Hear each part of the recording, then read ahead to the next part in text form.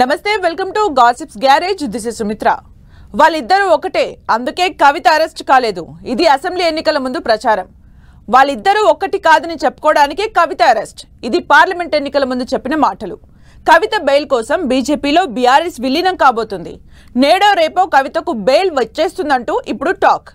కవితకు బెయిల్ ఎప్పుడైనా రావచ్చు, కానీ కవిత బెయిల్ అంశమే ఈ రెండు పార్టీలను ఉలికిపాటుకు గురిచేస్తోంది.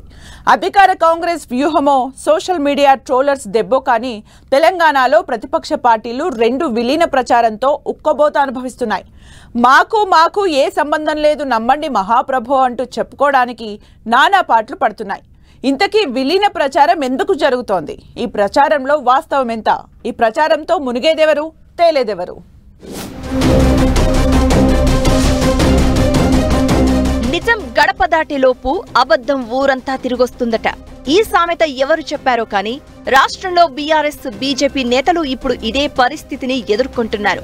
బీజేపీలో బీఆర్ఎస్ విలీనమట అంటూ సోషల్ మీడియాలో మొదలైన ప్రచారం అబద్ధమని చెప్పుకోవడానికి ఇరు పార్టీల నేతలు నానా తంటాలు పడుతున్నారు.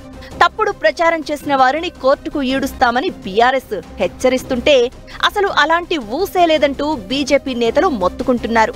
ఇదే సమయంలో ఈ ప్రచారానికి మరింత మసాలా దట్టిస్తూ కాంగ్రెస్ నేతలు పండగ చేసుకుంటున్నారు. ఎవరు పుట్టించారో, ఎందుకు పుట్టించారో, ఏం ఆశిస్తున్నారో కానీ బీజేపీలో బీఆర్ఎస్ విలీనమనే ప్రచారం రెండు పార్టీలకు ఇబ్బందికరంగా మారింది అంటున్నారు. ఈ పరిస్థితుల్లో ప్రతిపక్షంగా రెండు పార్టీలు చేతులు కలిపి ప్రభుత్వంపై పోరాడడానికి కూడా భయపడాల్సిన పరిస్థితి ఏర్పడింది అంటున్నారు. రాజకీయ వ్యూహాలు రచించడంలో అపర చాణుక్యుడిగా పేరు తెచ్చుకున్న మాజీ సీఎం కేసీఆర్కే ఇలాంటి సంకట స్థితి ఎదురు కావడం, ఈ క్లిష్ట పరిస్థితి నుంచి ఆయన ఎలా బయటపడతారనేది ఆసక్తి పుట్టిస్తోంది. వాస్తవానికి బీజేపీలో బీఆర్ఎస్ విలీనమన్న ప్రస్తావన రెండు పార్టీల నేతలు అస్సలు ఊహించలేకపోతున్నారు. నిజమో అబద్ధమో తేలకపోయినా పార్లమెంట్ ఎన్నికల్లో బీజేపీతో పొత్తుతో వెళ్లాలనే ప్రయత్నం బీఆర్ఎస్ చేసిందనే టాక్ నడిచింది. అదప్పుడు పట్టాలెక్కలేదు. అయితే పార్లమెంటు ఎన్నికల తర్వాత బీఆర్ఎస్ పూర్తిగా డీలా పడిపోవడంతో ఇక విలీన ప్రచారం జోరందుకుంది.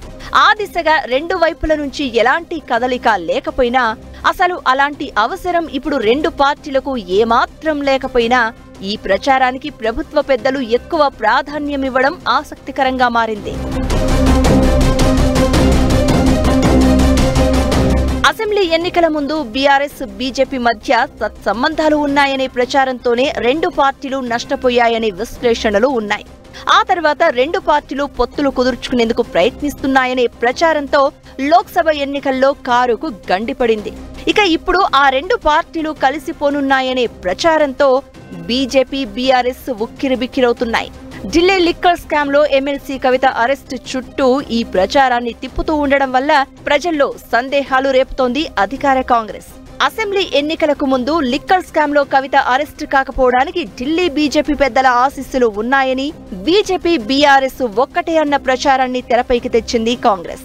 ముఖ్యమంత్రి రేవంత్ రెడ్డి తన ఎన్నికల ప్రచారంలో పదే ఇదే అంశాన్ని ప్రచారం చేయడంతో బీజేపీ కాంగ్రెస్ మధ్య చీలాల్సిన ప్రభుత్వ వ్యతిరేక ఓటు గంపగుత్తగా కాంగ్రెస్ కు మళ్లిపోయింది అంటున్నారు. దీంతో బీజేపీ 8 సీట్లకు పరిమితమవగా బీఆర్ఎస్ అధికారాన్ని కోల్పోవలసి వచ్చింది. అంతవరకు రెండు పార్టీలు ఓట్లు చీల్చితే తాను లాభపడతాను అని ఆశించిన గులాబీబాస్ కేసీఆర్ కాంగ్రెస్ వ్యూహం తేరుకోలేని దెబ్బతీసింది. ఇక పార్లమెంటు ఎన్నికల ముందు కూడా ఇదే తరహా ప్రచారం బీఆర్ఎస్ ను ఒక్క సీటు గెలుచుకోకుండా చేసింది. బీఆర్ఎస్ బీజేపీ ఒక్కటి కాదని చెప్పుకోవడానికే కవితను అరెస్టు చేశారని, ఎన్నికలయ్యాక కవితకు బెయిల్ వచ్చేస్తుందని ప్రచారం చేసింది కాంగ్రెస్. దీంతో బీఆర్ఎస్ మద్దతుదారులు బీజేపీకి మళ్లిపోయారు. దీంతో 2019లో 4 సీట్లు గెలుచుకున్న బీజేపీ 8 సీట్లకు తన బలాన్ని పెంచుకుంది. కాంగ్రెస్ కూడా 8 సీట్లతో సేఫ్ గా నిలిచింది. ఇకిప్పుడు బీజేపీలో బీఆర్ఎస్ విలీనమంటూ జరుగుతున్న ప్రచారం కూడా వ్యూహాత్మకమే అంటున్నారు. ఆ రెండు పార్టీలను కలవకుండా చూడడం ఒకెత్తైతే, ఆ రెండు పార్టీలు ప్రజా సమస్యలపై దృష్టి పెట్టకుండా రాజకీయంగా ఇరికించడం రెండో వ్యూహం అంటున్నారు. ప్రస్తుతం జరుగుతున్న పరిణామాలు పరిశీలిస్తే రాష్ట్రంలో ప్రభుత్వ విధానాలపై కలిసికట్టుగా పోరాడాల్సిన ప్రతిపక్ష పార్టీల నేతలు తమ మధ్య సంబంధాలు లేవని చెప్పుకోవడానికే ఎక్కువ ప్రాధాన్యం ఇవ్వాల్సి వస్తోంది అంటున్నారు. మొత్తానికి ఎవరు పన్నిన వ్యూహమో కానీ ప్రస్తుతానికి బీజేపీ బీఆర్ఎస్ నేతలు విలీనం అన్న మాట వింటేనే ఉలిక్కి పడుతున్నారు. ఇదే సమయంలో ఈ అంశాన్ని పెద్ద ఎత్తున జనంలోకి తీసుకెళ్తూ ఇరు పార్టీలను ఇరుకున పెడుతోంది అధికార కాంగ్రెస్. ఈ మైండ్ గేమ్ నుంచి బీఆర్ఎస్ ఎలా బయటపడుతుందో చూడాలి మరి.